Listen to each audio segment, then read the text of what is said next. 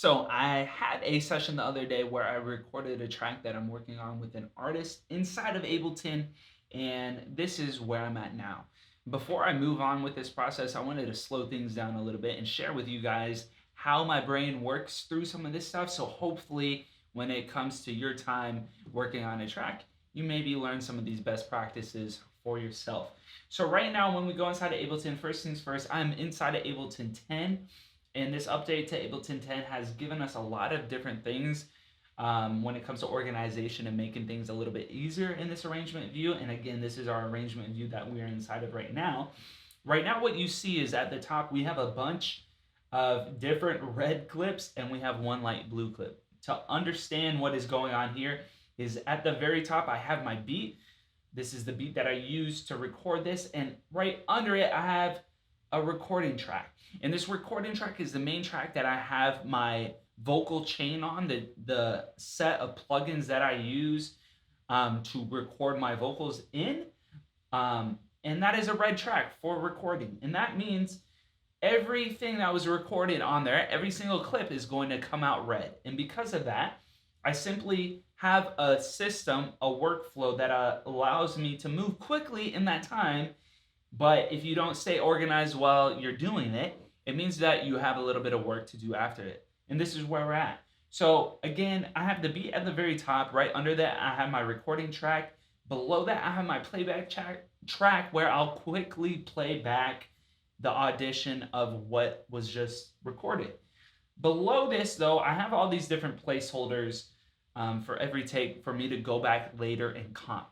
When it comes to comping, I'm going to do a whole video here in the future of me actually going through this session. But what comping entails is going through every different take. So there may be, 6 or so takes of a verse. And I'll go through every single take and try to find the best piece of each take to make that main vocal really shine. What I'm going to do right now, though, is go through all the different ways that I can organize this and move through it a little bit efficiently. So one thing inside of Ableton 10 that I know I can do is I can quickly go to my keyboard and I can hit this H key, and the H key is going to make every single track in my arrangement view the same height. So it makes it really easy to see everything that I'm working with. If I'm also zoomed in, maybe I can also press the W key, and that W key is going to make sure that everything that I see in this arrangement makes up the space of the width of my arrangement, okay? So when I'm going in here, I want to think of a couple of things. I want to know when I'm listening to something that I know where it's coming from. I want to know where it's at, and I also want to know from what take or what track that it could be from. So we're going to go through a couple of different ways that we can organize this, primarily when it comes to 3 different tips that I have here for making this a little bit cleaner. And we're going to go through this. Hopefully you learn something, and hopefully the next time that you guys go to record, you'll do it with a little bit of ease from this. So we're going to go through here. The first thing that I want to do is I want to look at my arrangement and I want to understand which section is which. So what I'm going to use are called locators. So at the top, we get to see how many bars this track is. If we're going all the way through here, we've got about 128 bars or measures that we're working with. And we know music is time. Music is different sections. If they would have told me in high school how much math would play into music, maybe I would have paid a little bit more attention. So I'm going to go through here real quick. I'm going to hit this add locator button. And what that is going to be is if I take my cursor all the way up to the top, and I secondary click and or right click here at the top, I get this little section that pops up that says add locator. So when I hit add locator, I get this, line that separates my whole track and allows me to understand what place I'm at. If I hit the little play button here that is up next to the name that I'm about to type in, that would allow me to play from that certain section. What I'm going to do here first is I'm going to call this hook 1. All right, I'm going to hit return or enter on my keyboard, and now I'm going to make sure that this is on measure 9, the beginning of measure 9, and all I'm going to do for that is I'm going to drag this over to measure 9. Okay, so now I know when I click this and I hit play, I'm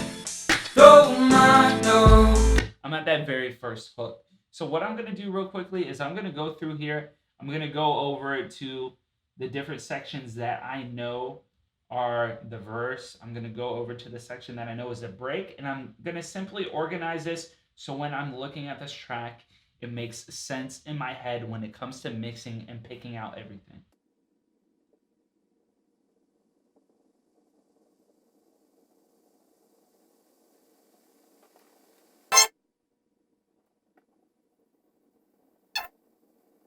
All right, so after I've added in all of these other locators that I have here for the beginning of my track, and you might be like, Josiah, you didn't go all the way through. Well, it's because right now it's a 4 minute and 20-second long track.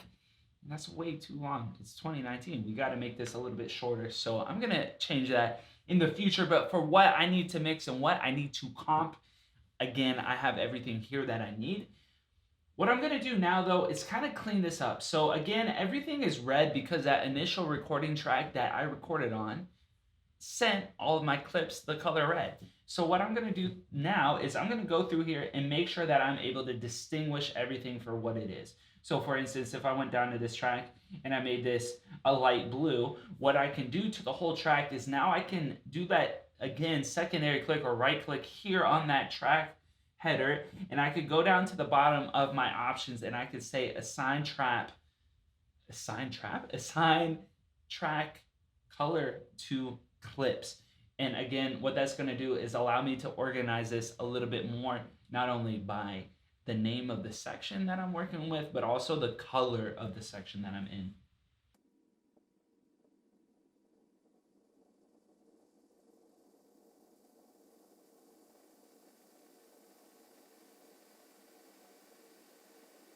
All right, now that I've gone through here and I've organized this not only by, again, the location that things are in, but these colors, so that way when I go through here, I know where I originally pulled that from.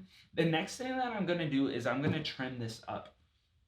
And when I say trim this up, I'm going to get rid of all of this fat, all of this stuff that is on the ends of these tracks or at the beginning or even in the middle of them to make sure I'm not getting any noise of the room that may have been recorded. You know, maybe someone clicked a pen in the background and I caught that.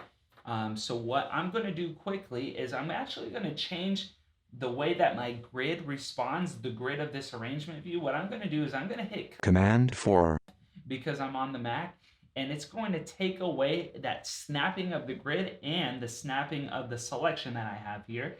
And what this is going to allow me to do is to move through this with a little bit more clarity, a little bit more deliberation when it comes to cleaning up this arrangement that I'm working in. So I'm going to go in here.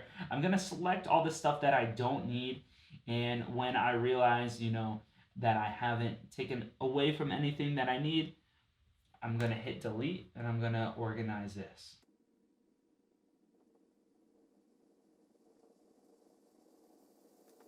And what's also nice about not having this snap to a grid means that I can go in here and I can drag any of these clips out without it snapping in case I wanted to get a little bit extra of maybe a breath that came in beforehand and allow that to sit in there.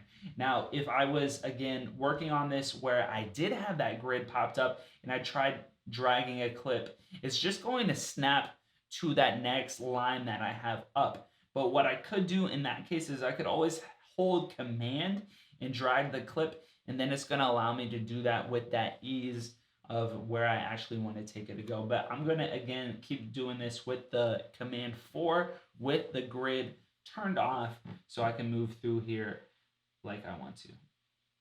And hey, maybe there's sometimes this little audio clip that pops up and you're not too sure what that sounds like. The easiest thing that we can do is go over and solo that track. You can do whatever you want to. And play it to see where, there could be some added emotion that he didn't get in any other track. So maybe I'll leave that there for now.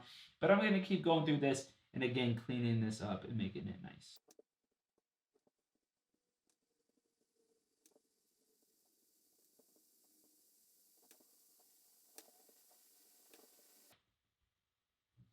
All right, so that about sums up everything that I wanted to get across in this video. Basically, taking a couple of moments before we actually go into that mixing phase, especially inside of Ableton when we have all of these different ways that we can organize, we can color code, we can label. It's gonna definitely make things a little bit easier for ourselves.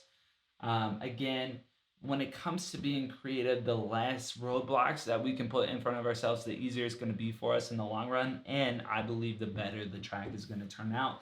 So, right now, when we're looking at this, we see all the different parts that I spliced out, all of that dead noise. It could have been silent in there. Again, we're at the studio, it's an acoustically treated room.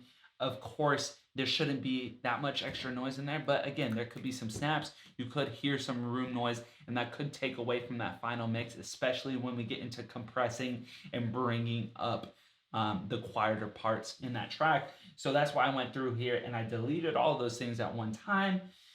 After that, again, we also have the labeling of these different sections. So again, when I know I want to focus on just a hook section, maybe the hook 1 or the hook 2 that is a little bit longer and a little bit more built up, I can just go right here and I can start playing through and making sure that I'm at the right place. And lastly, again, I had all these placeholders, this section that is labeled 1 through 8 that was here for me to, record and then place tracks into. Because all of these are color coordinated now, when I move up something to the main track, say for instance, this take 43 was the best, I would hit Command C to copy it and move it up and hit V to paste it to that recording track, which will turn into that main final track that I do of all of these different takes. It makes things become a little bit easier of about where it originated from, which take it came from, which section, and it allows me to move through again that process a little bit easier. So I hope you guys enjoy this. I hope you got something out of it. I hope the next time that you sit down, maybe watching this video helped you out a little bit. I'm going to be doing a couple more videos about this session. I also want to make a video about return tracks. Return tracks are very useful when it comes to this whole setting up for comping stage. Again, that comping, finding that main vocal is very important, and the easier that we can make it on ourselves and on our computer, it's going to help us out in the long run. Lastly, I'm going to move through that comping stage, and I'm going to make a little bit longer video of me going through that process and making that main vocal really pop in this track. Speaking of this pop track, I'm also going to hopefully pull in one of my friends to help me mix this. So not only I can learn a little bit more when it comes to that final mixing process, but you guys can learn a couple things too. So again, I hope you learned something from this. I hope maybe you got a little bit of perspective about how I go through working on a track. And if you have any questions, feel free to let me know down below. And again, to stay in touch with all the videos that I have coming out shortly about this process, feel free to subscribe and join me on this journey. I will see you soon, my